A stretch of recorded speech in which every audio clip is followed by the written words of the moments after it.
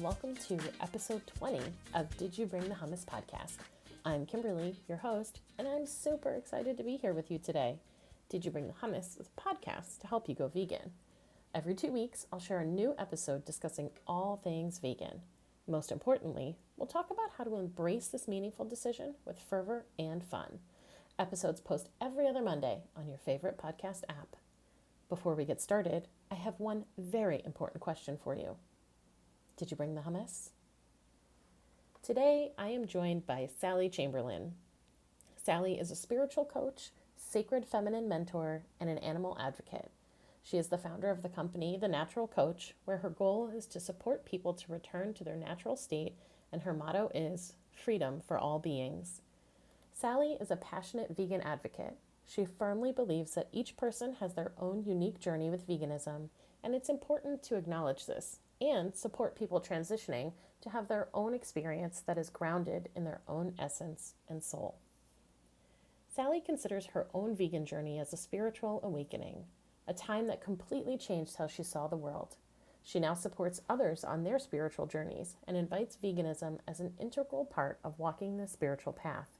Sally helps those who know they are here for a reason remember who they are and why they are here, to listen to their inner wisdom and give voice to their message and share it with clarity and compassion.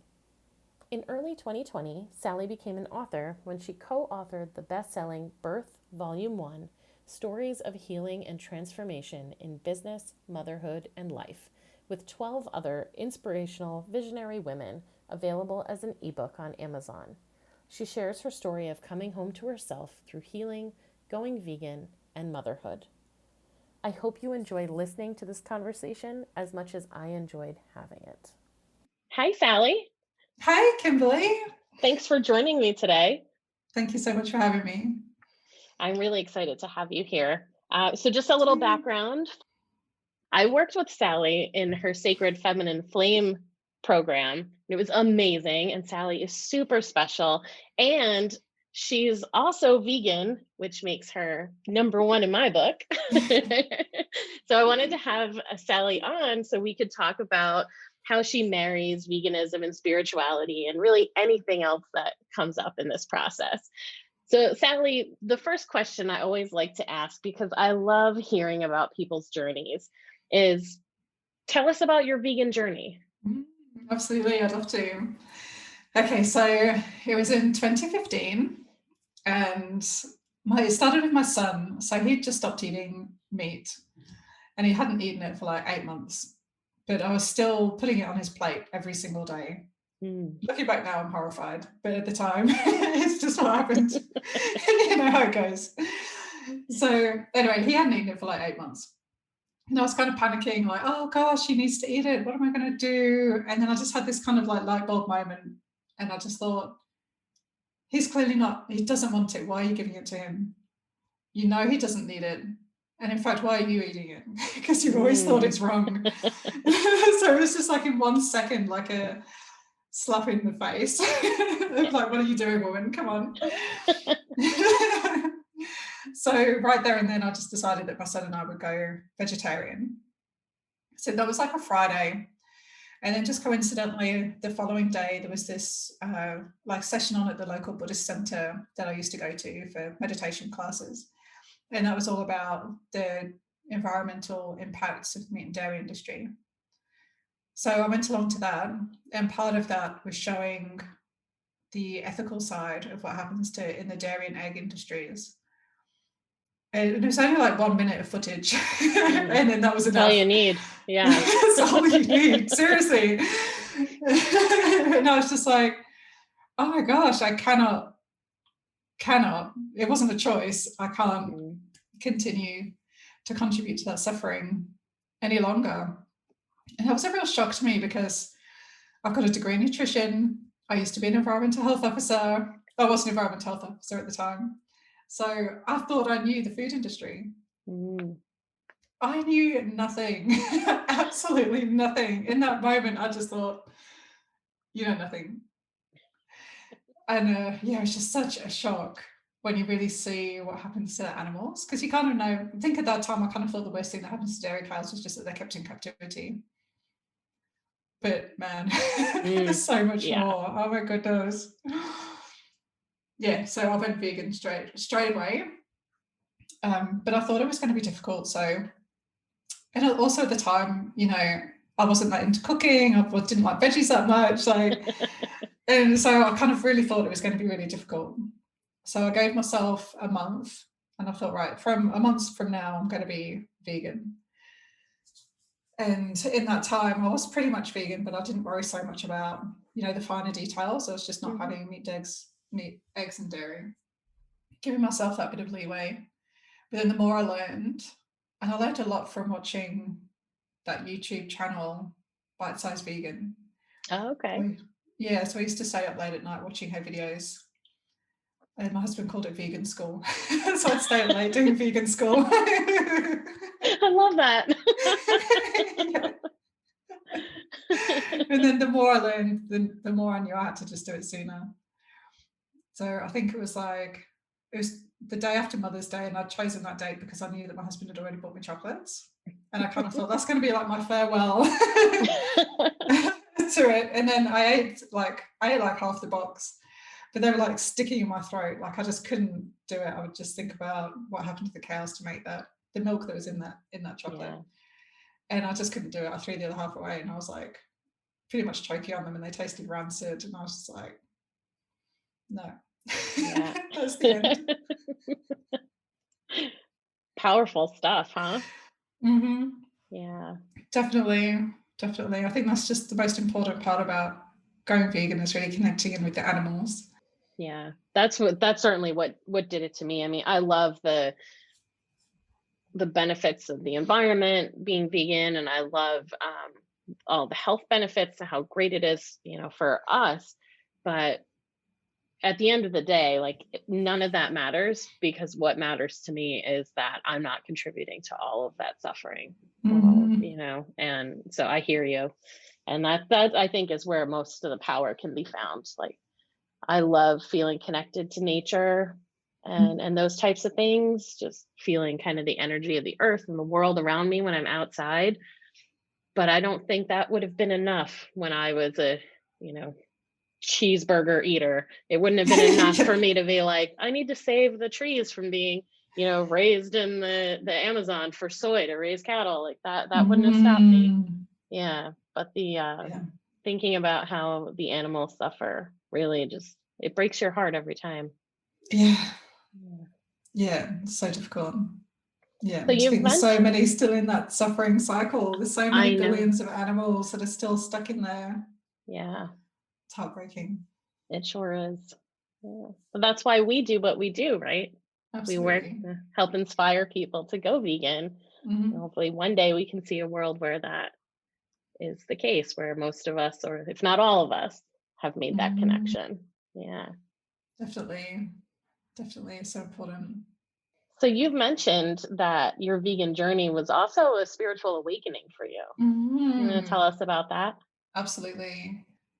I feel like when I made that connection, and what happened was, what I saw in that video that I described earlier on was a dairy cow giving birth to a calf, and then the farmer just dragging it away, hanging it upside down and slitting its throat. And I felt the pain of that cow with that happening. You could hear her crying, like they showed her reaction. And I just thought, that's exactly how I would have felt in the birthing room after giving birth to my son, if someone had just taken my child away and killed them. So for me, that really just that was the first time. And I've always thought that animals are special and amazing and all of that sort of stuff, but that was the first time I've really connected that we're the same. You know, I feel like we're the same, except our bodies are a different shape. I feel like that's the only difference between us and animals. And I feel like for me, it just kind of like burst my heart open, broke down those barriers of separateness, and I just really felt that oneness with all of the animals. Because normally, you know, we think save the whales, save the elephants, but don't even think about the cows, the chickens, and the pigs. Like, just put a big blind spot right in front of your eyes. Yeah. concerned. It's incredible because if you think, right, there's the huge Yulin like dog meat festival, Mm, right? And the people here in America, that's not a common dish. So when people hear about that, they're up in arms, they want to save the dogs, and I do too. But mm, they see the dogs in cages and it upsets them and they want to do something, but they can see, a calf in a cage, or maybe mm, having been put in the process to be raised for a veal, and the connection's not there mm, because for some reason that cow is food mm. and a dog isn't. And yeah, when you make that connection, it's like, no, they're all beings with an interest in living. And like when people who have pets and they can see how their dog or their cat or their rabbit, like they have their own personalities, right? And you can tell when Definitely. they're sad or when they're hurting, when they're Mm, happy, playful. And then you yes. can see that very same thing in pigs Mm, and cows and chickens. What is it, right, that makes us disconnect? And these animals are not the same, even though they very clearly are. yes. Yes, and that's that cognitive dissonance, isn't it? And I feel like that's one of the blocks to kind of spirituality. So if we kind of think about spirituality as like really accepting that oneness and tuning into that oneness, and being one with all beings, then that cognitive dissonance causes that block there. And I Mhm. feel like for me, when I worked through that cognitive dissonance, that had been so strong, like I was so blind not to see what happened. Yeah.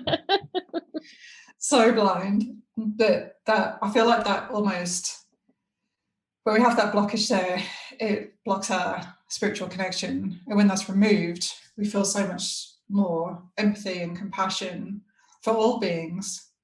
So like also for the farmed animals, and also for people, fleeing their countries because their lives are in danger, for people in abusive households. I feel like it really supercharges our existing compassion Mhm. for all other beings. Yeah. So how do you live that today? That spirit, do you keep that spiritual awakening, that feeling alive? How does that show Mm. up for you every day? Mm. That's a beautiful question.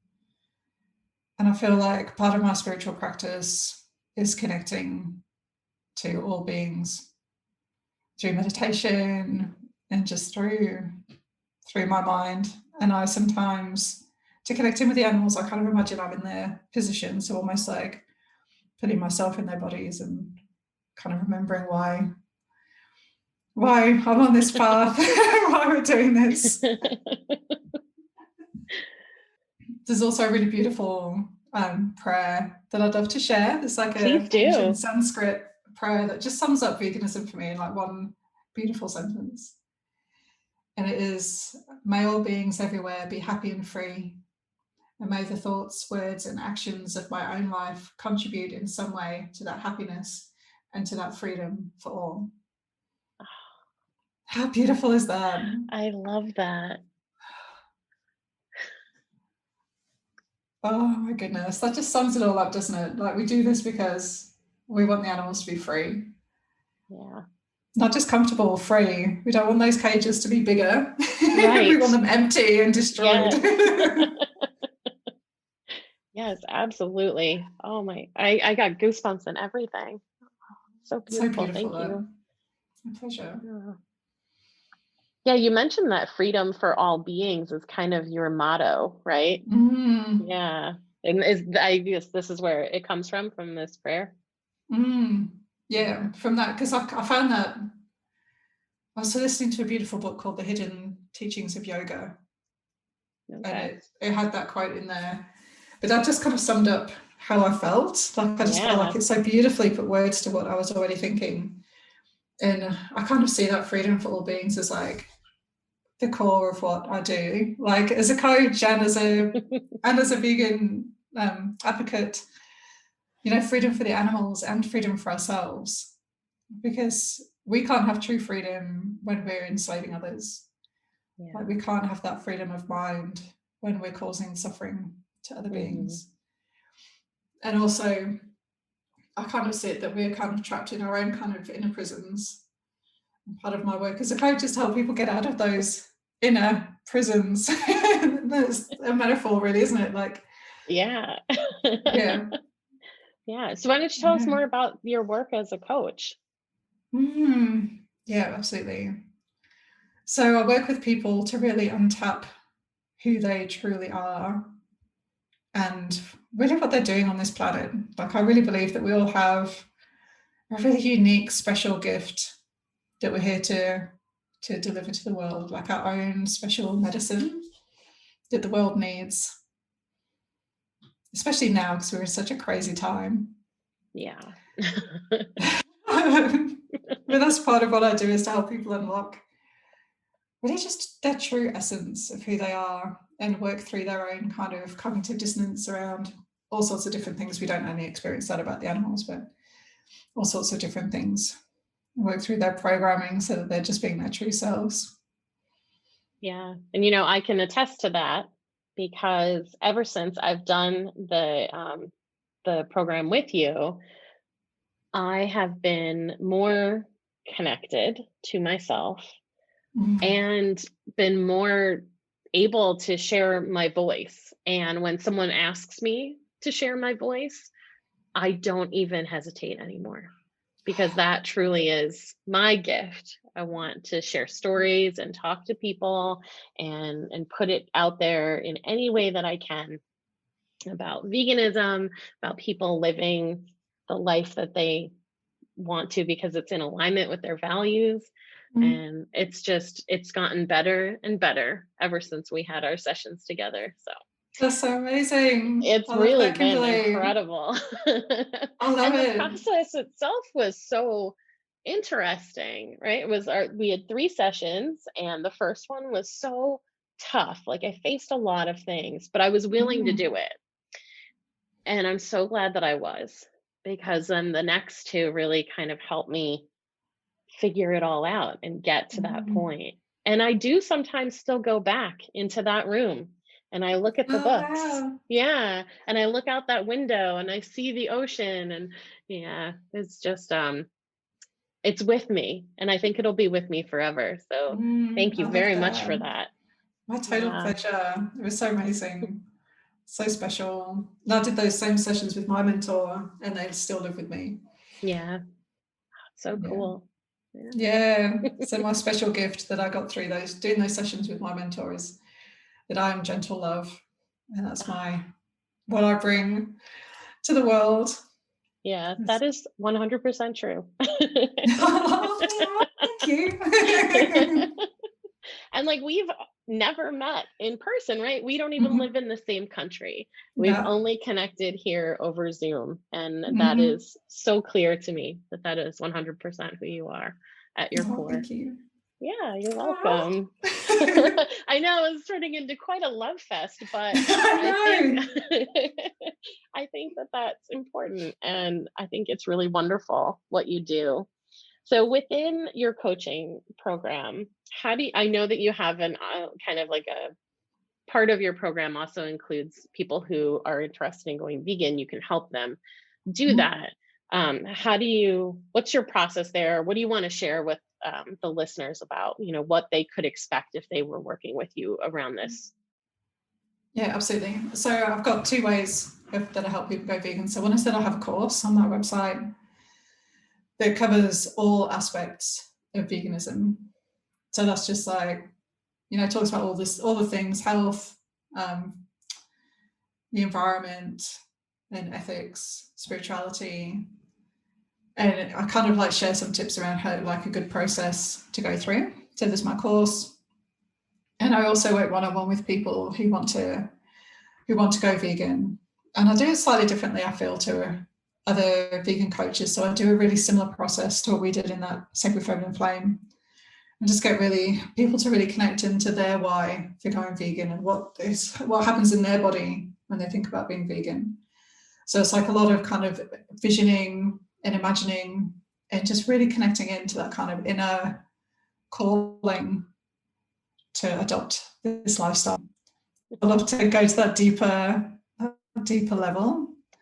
It's not just, oh, where do I get my protein? Oh, well, what you need to eat is this, and this. Like, that's not what I do. I really connect into the why, because everything else I feel like shifts out of that, like comes out of that. You know, so it's none of the other questions that people have is insurmountable. It's all completely solvable. Mm-hmm. But the most important thing is that mindset shift, because we're so, you know, our belief culturally is so entrenched that we have to eat the animals, we have to use their animals. What they're here for, like they're here for us. You know, right. It's so culturally ingrained in us that that's the thing that needs to shift, and then all of those other questions just shift into place. So I go from that mindset thing first. Yeah, that's amazing. And that's where all true change really happens, right? Because all of the other stuff really is kind of just easy once you've figured that out. Absolutely. And I think most of those questions, like, where will I get my protein? Where will I get this? What shoes will I wear? Like, what brand of makeup can I buy? That's all just like our kind of cognitive dissonance, trying to find a reason why we can't do it. And what we have to deal with first is that cognitive dissonance and feel those feelings, because that's what it's trying to protect us from. It's trying to stop us feeling bad about the ways in which we may have contributed to animal suffering in the past, which we all have. Like you and I both, we weren't born vegan. No, I was a omnivore for like 35 years. So, or 35 years of contributing to animal suffering. So there's like no judgment around that. It's just, it is a normal part of our society in many ways. But I feel like that shift, like working through the feelings that come up through that and owning those feelings is so pivotal in the vegan journey. And I feel like that's where people fall off, where they go, oh, I tried to be vegan and I couldn't do it. I feel like that's the piece that's missing, is dealing with those feelings and confronting those feelings that come up when we address that. Did you have a similar experience, Kimberly? I sure did. I went vegetarian after reading an issue of PETA's Animal Times magazine. I don't know if they even still publish it, but it just like showed up in my mailbox. I didn't even like request it. So I don't know how it got to me, but I'm very glad that it did. And I was actually up physically sick that first night. I read it cover to cover, and I have, and forgive me for the listeners who've heard this story already, but I had dined on quite a gourmet meal of Burger King fast food that evening. And I really was just beside myself thinking about, not only had I contributed to animal suffering in that meal, but essentially every meal before that I'd had my entire life. And I was 20. Yeah. So I had spent 20 years, and then I was vegetarian. I didn't go vegan right away. I went vegan for a little bit, and then I'd start eating cheese again. So that kind of, kept going up until about 5 or 6 years ago, where since then it's been, I've been vegan, and I know for sure that will never change, because I've had that mindset shift. And, there's nothing about animal products that says to me, this is food, these are clothing items, this is proper entertainment. Like none of that, it doesn't feel that way anymore. And it does make those things easier. If I have to make that little extra effort to figure out what brand of something I can buy to make sure that it's vegan, I'm willing to do it, because it's become the core of who I am. Absolutely. Yeah, it just becomes normal after a while, doesn't it? You kind of, it's just normal. And I love what you said there about like not thinking of animal products as food. And that's one of the things I talk about in my course, actually, is like, if you imagine going to the supermarket, it's like you don't buy food in the stationery aisle. Right. Or the section. It's like the meat section that like goes into that same category of like, yep. I don't eat that stuff, it's just not food. Exactly. Like the laundry detergent aisle, you don't need that. Nope. Not food. Yeah, that truly is the feeling around it. It's definitely not even a thought anymore. Mm, And that's really because yeah, people say, "Oh, I don't know how you do it." Oh, that's good for you, but I could never do it. It's so hard. mm, But it's only hard because we tell ourselves it's hard and exactly. because, we're not willing to let go. Mm, Yeah. definitely. Yeah, and I had that experience too. Like I used to have years ago, I had a friend that was vegan, and I just didn't get it at all. And I had a, like I said, I had a degree in nutrition, and we were so entrenched in that you have to eat animals. We were told like vegans can't survive, they're crazy. Like literally Yeah. told that in a lecture. And it's just like looking back now, I'm just like, oh my gosh, everything I learned in that degree was wrong. What a waste of 4 years of my life.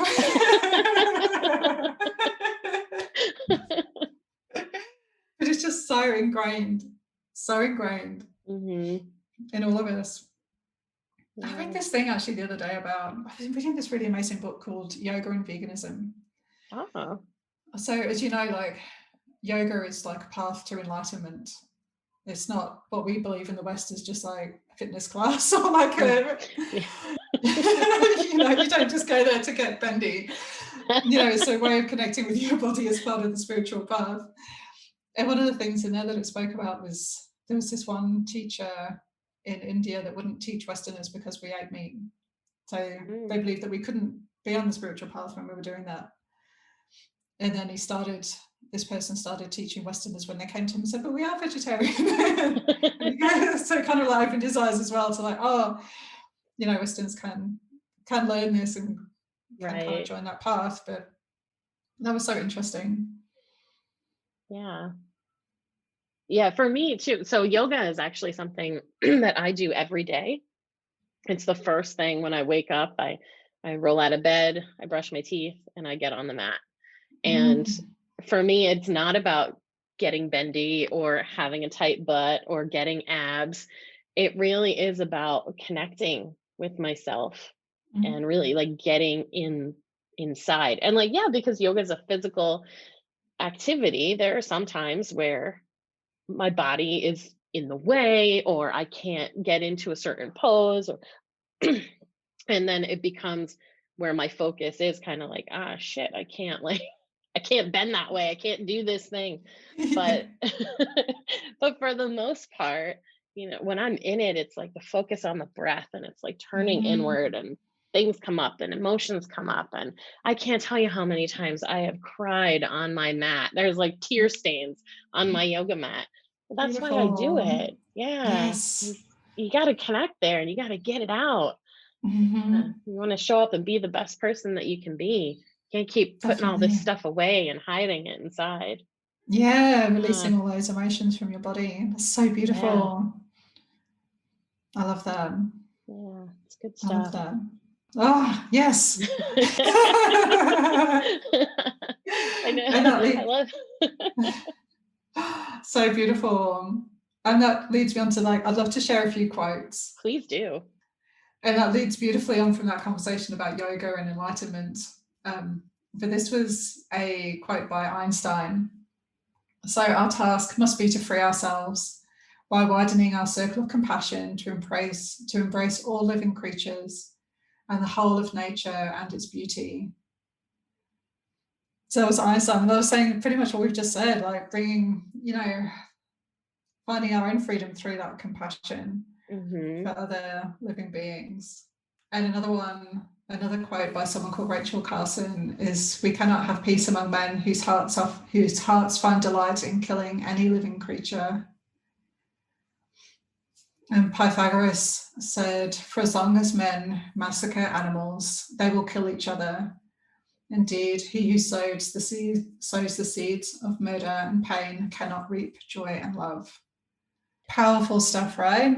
Yeah. Powerful stuff right there. And that kind of comes back to that oneness, doesn't it? Like, we're all one. If we can kill, essentially, when we're killing the animals, we're killing ourselves because we're all Yeah. one. Hmm. I as a kid and stuff, um I was never invited along to like go fishing or hunting or anything like that. And we didn't have anyone in our family or close to us that did those types of things. But I knew about people who did those types of things. And even then when I was, sitting down to whatever animal product I was for whatever meal I was having, not making the connection that way. The thought that a person, because of course, as a child, I didn't know how the food that got to my plate got there, Mm. but the thought that a person could take a fish out of the water and let it suffocate, or to shoot a deer, no matter what the intention was, they're going to mount the deer's head on the wall, or they were going to eat it, or whatever. I didn't understand how someone could do that. And as Mm. a child, I thought that people who fished and hunted were bad people. I Mm. couldn't see how someone who was capable of that was like a person safe to be around. Yeah. So, And yeah, as you start to, and of course, like, there's a lot to get into there with factory farms and the people who are hired there and what they mm, suffer by being yeah. employed in a factory farm. So so now as an adult who kind of has a bigger picture of the world, I don't necessarily feel immediately that a person who hunts or fishes or works in a factory farm is a really bad, terrible, unsafe person. Mm. But it doesn't stop me from questioning, like, where does it all start? and Mm. and how can I guess it's like you think about the way I'm going all over the place. It's when you're raised around something that seems normal. Mm. So, a lot of people start off hunting with, their dad maybe as a kid, right? Mm. And they learn it very young. So they become desensitized to it.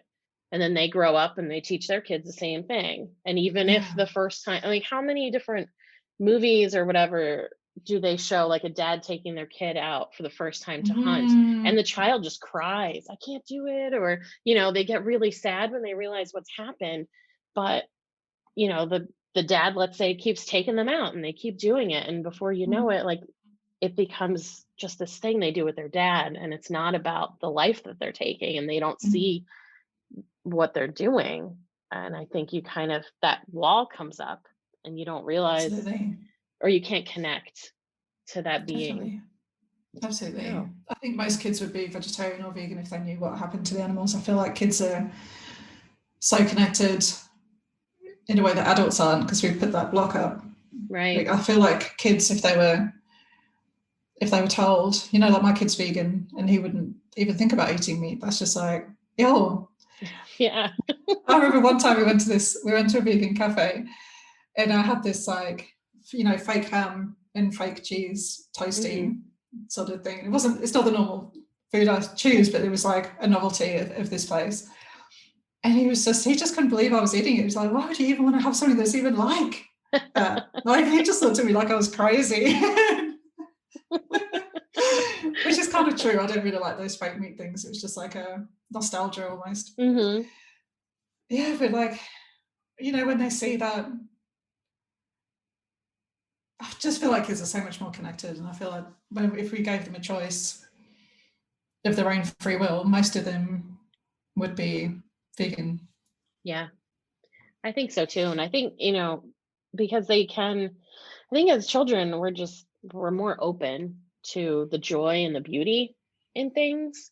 Mm. And so, when you think about being a kid, so I don't have kids, so I have to think back to like what I felt like when I was a kid.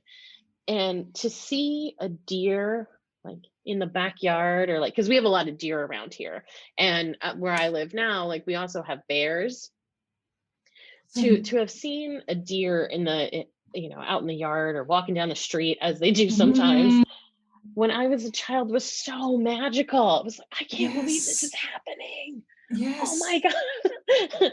And it was just like, I don't know, like, your heart's just like bursting with joy, like, how cool is Yes. this?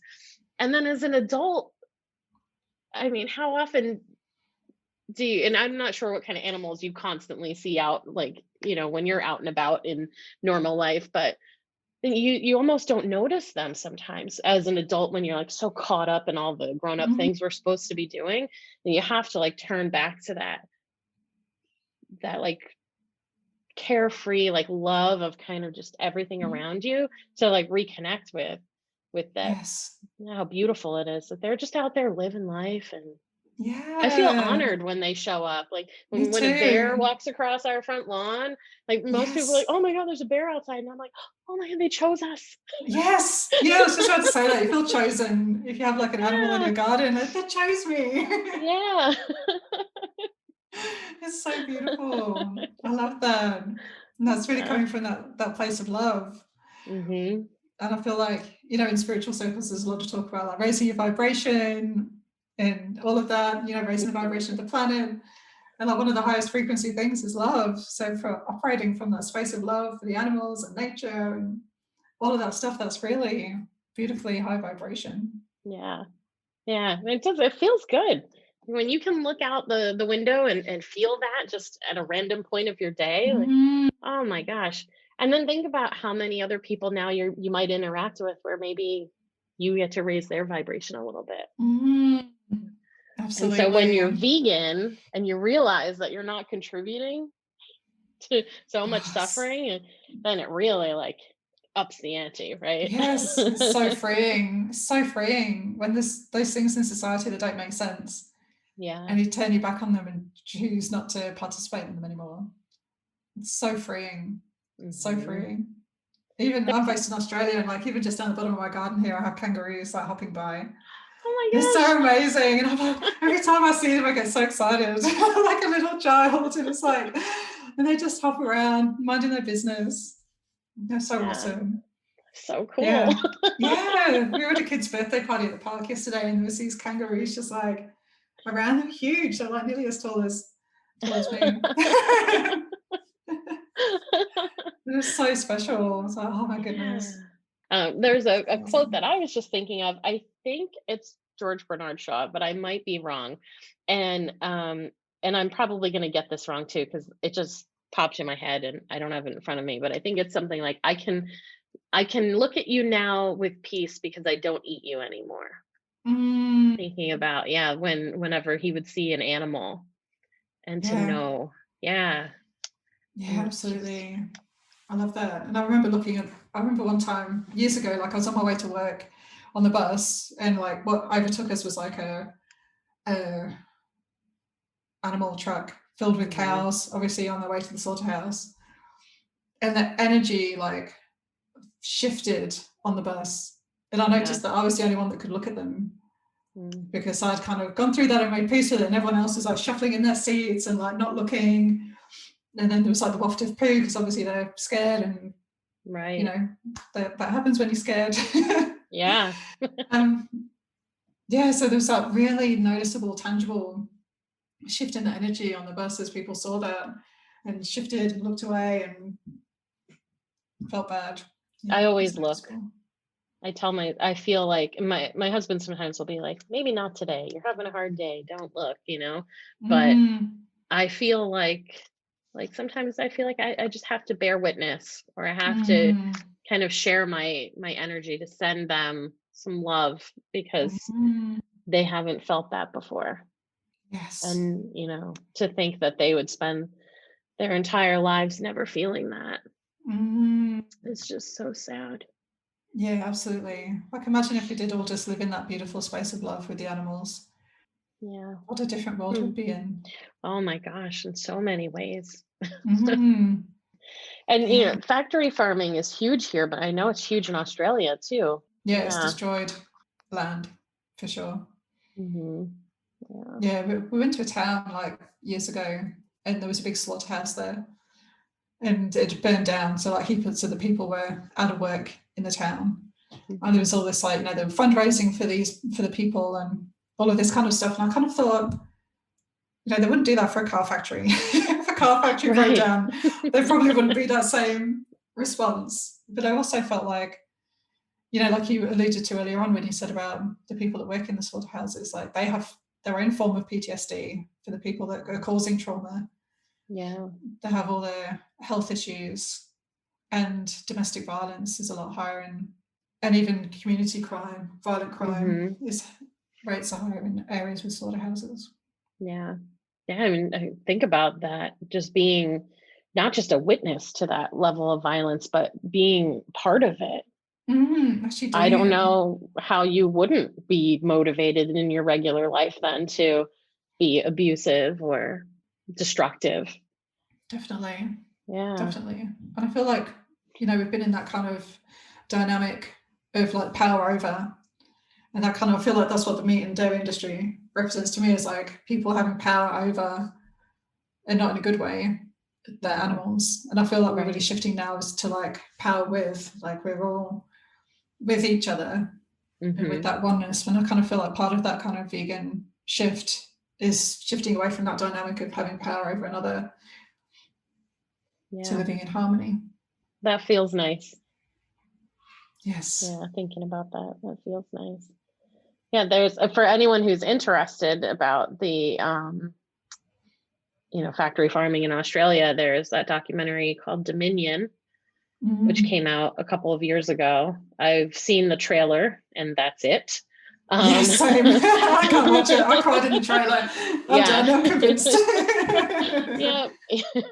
Yeah. That was all I needed. And sometimes that is all you need, right?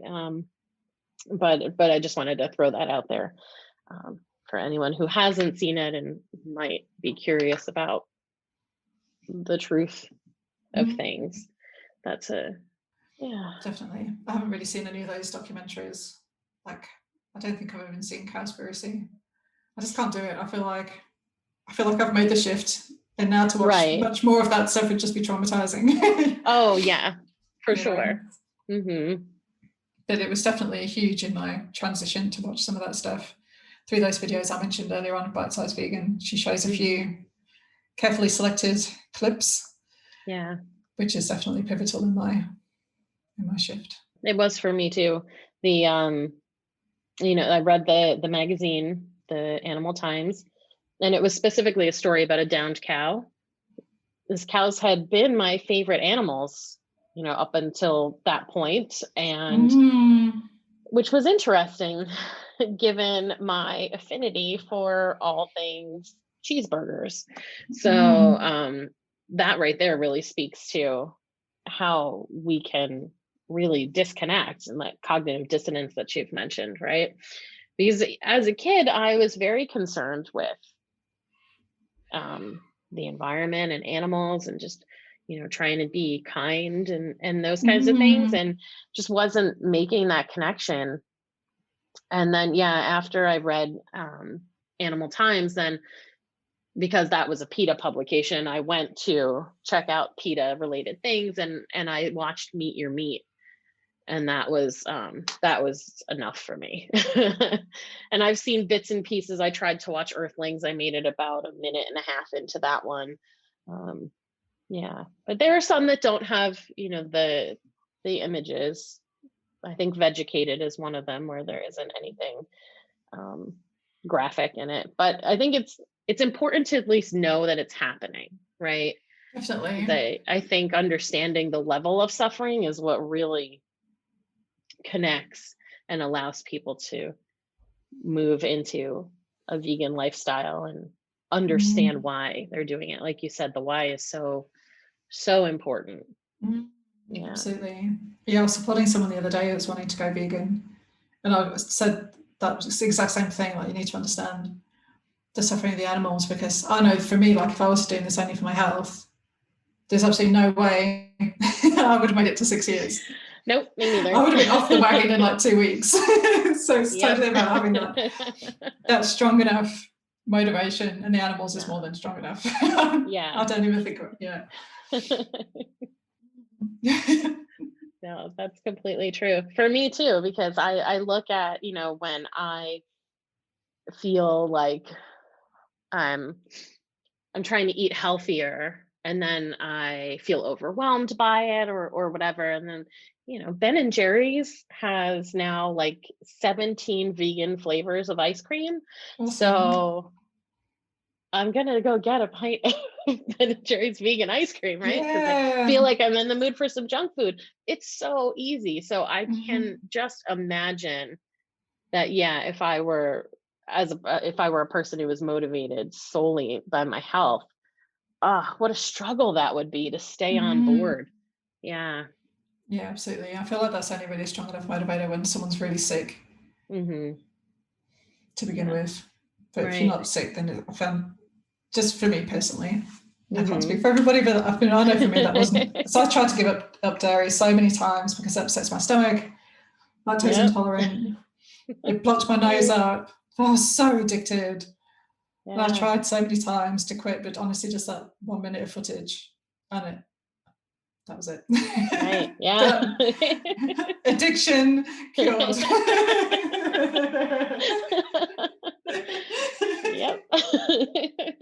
And it is like there's studies that show that it's addictive, and it's addictive because it's made for baby cows, right? Who need to more than double their weight in a very short period of time. And while we humans are doing the same thing by consuming it, we're not supposed to be doubling our weight. Absolutely. And like, human milk is like the lowest protein, the lowest fat. Is kind of like the slow grow version. Like, yes, what works for cows does not necessarily work for humans. Yeah.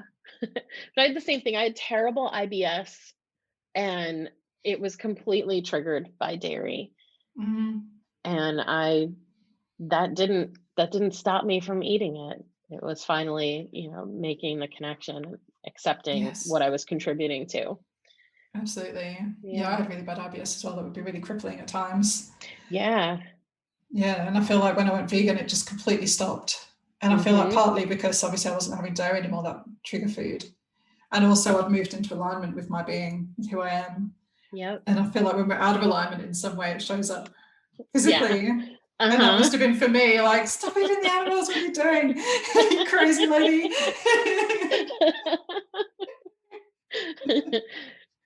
I love that you just said that it's like it went away, not just because you weren't eating this triggering food anymore, but because you were in alignment. And that, I think when I realized that after going vegan, like, oh, this is really, I'm not just in alignment with my own values, because kindness and compassion are right there at the top for me, but I'm also kind of in alignment with maybe like the world, like the earth, Mother Earth, and all of her beings. And then you like, oh my gosh, that is so incredible and so powerful. And I'm so special now.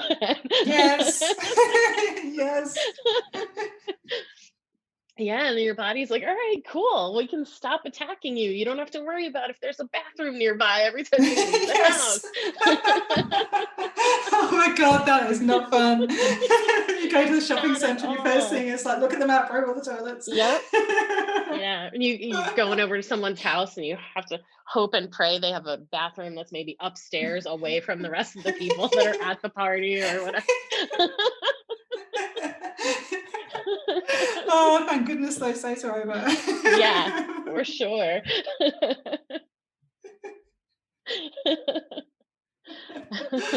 Oh, beautiful. It's so amazing how our bodies talk to us. We just have to work out what it's saying. Exactly. If we just stop and listen, there's so much knowledge like in here, right? Yeah. We have to trust ourselves, and I think we learn as we grow up, right? That especially I think as women, that you can't trust yourself, and you kind of disconnect from all of that inner voice, not the mean one, like the one that really that can kind of guide you to the things that will make you happiest and most fulfilled in life. And it's hard to hear amongst all of the chaos in the world and in our own lives, and we get busy with things that don't matter and putting our priorities in the wrong place. Reconnect to that. Definitely. That's the beauty of that, like, sacred feminine. It's really what the sacred feminine is all about, isn't it? Like reconnecting with that beautiful natural flow of being a woman. Yeah. When we've been kind of trying to be masculine in our approach to everything for the last couple of centuries, that just doesn't work for us. So it's like, it's really embracing that that beautiful inner voice. like I said, not the mean one that can disconnect. Yes, please. And coming back into alignment with us, and like, working in with our cycles, our own natural cycles, our daily cycle, honoring our bodies, and just those beautiful ways of being that just work for women. Maybe they work for men too. I don't know. Maybe. You've inspired me with the quotes, because I just thought of another one that I remember seeing on an Herbivore sweatshirt. They're a popular company out in Portland. And it says, and you know what, honestly, I wonder if this one is George Bernard Shaw as well. I'm like clearly obsessed with the guy, right? It was, I will not be a walking grave for murdered beasts. Yeah. And I was like, man, that is powerful and poetic, you know? Yes. Yeah. Yeah, definitely.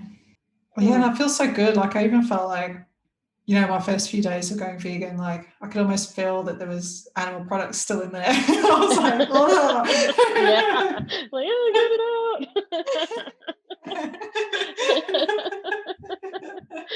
out. Yeah, when you think about, right, they say, how long does it take to get 6 days or something for your body to fully process like cow flesh, and then I think it's a few days less for chicken flesh, and then like vegetables, like a couple of hours, and like that's what our bodies are made for, right? We've got these long windy intestines that are like 1,000 feet long, and that's to push through all the fiber. I like to exaggerate. Yes. I don't think they're 1,000 feet long, but I'm not a doctor, so don't quote me on that. but yeah, like it's like that, so the fiber can get pushed out and we can absorb all the nutrients from the vegetables. And like, you know, my cats, they eat and they poop like almost immediately, because their intestines are like whoosh, just a straight shot right out. Eat it, they process, out comes the poo, because exactly. Yeah, because you don't want the animal products putrefying on your insides, and that's exactly what's happening when they're sitting in your intestines waiting to be processed. Absolutely. Yeah.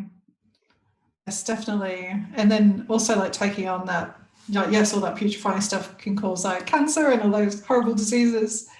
And also I believe that we take on the suffering of the animal through digesting it, and like taking on that suffering that affects us in our ways as well.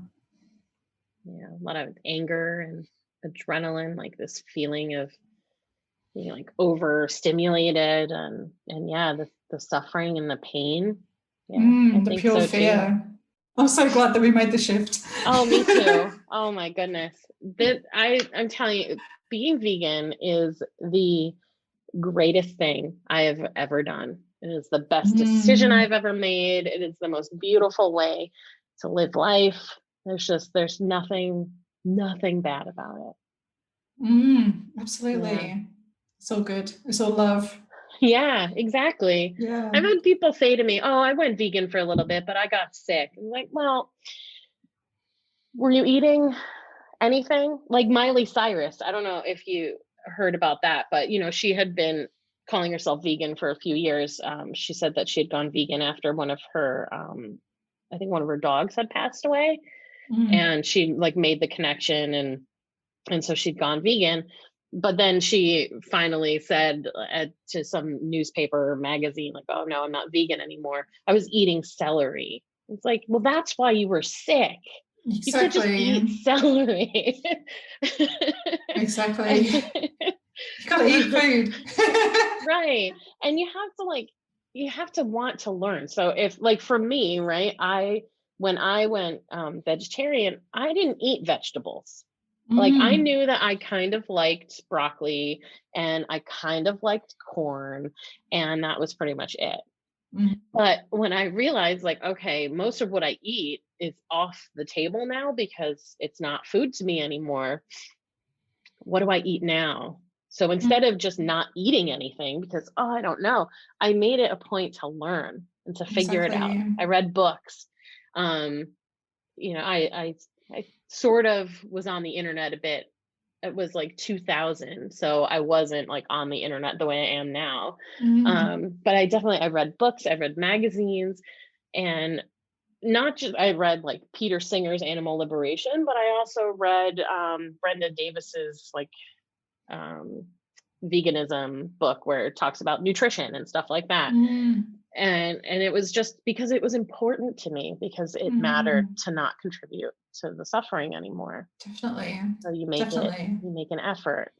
Yeah. Absolutely. Yeah. And to be honest, like I got a bit sick afterwards as well, because I kind of tried to make it like a huge shift. So I kind of went, I'm also going super healthy. And looking back, that was crazy. I don't know what I was thinking. I should have just gone vegan. Just any old vegan, junk food, normal food, vegetable food, anything. I should have just done that first and then gone super healthy. Yeah. But I did get a bit sick there for a while, even though I'd planned the first few weeks, I planned out all my meals and I'd bought all the food in advance so that I knew what I was cooking and all that sort of stuff. I still found it quite tricky, and I got really skinny. Like, and I think my body went to ketosis, and I even started having like reintroduced chips. And I just kind of thought, it would have been easy at that point to go, this isn't working for me. However, I was doing it wrong. Yeah. I wasn't doing it right.